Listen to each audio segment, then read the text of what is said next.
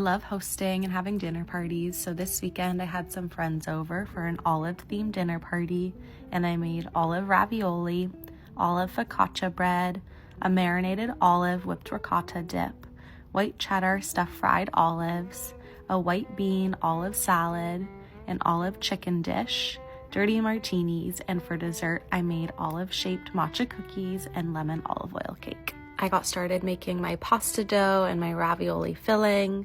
I thinned out the pasta dough and then started creating the olive ravioli. I used a oval shaped cookie cutter for the olive shape and then attached on a small circle pit to each of the olives. I set the table and then got started on my focaccia bread, adding a lot of olive oil, letting it rise, and then folding it over, letting it rise again, adding it to a sheet pan with more olive oil and letting it rise one more time. I then got some rosemary from my little garden bed and then added the dimples to the focaccia, oiled the rosemary, and added on some Castelvetrano olives. I gave it another little olive oil drizzle with some flaky salt and cooked that in the oven. I then started assembling the marinated olives, making some crispy shallots and garlic, and then adding in a bunch of goodies and letting the olives sit in that to get nice and flavorful. I made some skewer appetizers with pickled peppers, soppressata, and olives. And then I started stuffing the olives with white cheddar, dunked them in an egg wash and some flour, and then fried them. I would definitely add some breadcrumbs next time, but they still turned out amazing.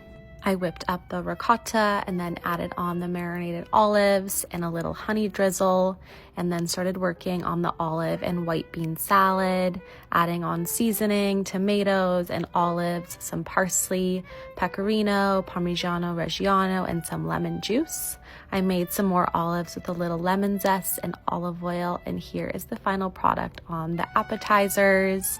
The focaccia bread turned out so yummy and was such a good bread to dip into the marinated olives and whipped ricotta. And here are the olive ravioli. I then made some dirty martinis and garnished them with some olives, of course. I then got started on our mains. I gave the chicken thighs a good sear and then added onions, tomatoes, olives, some white wine, and chicken broth. I cooked the ravioli and tossed it in some brown butter, and here is the final product for our dinner. Earlier in the day, I got started on our dessert, making the matcha cookie dough.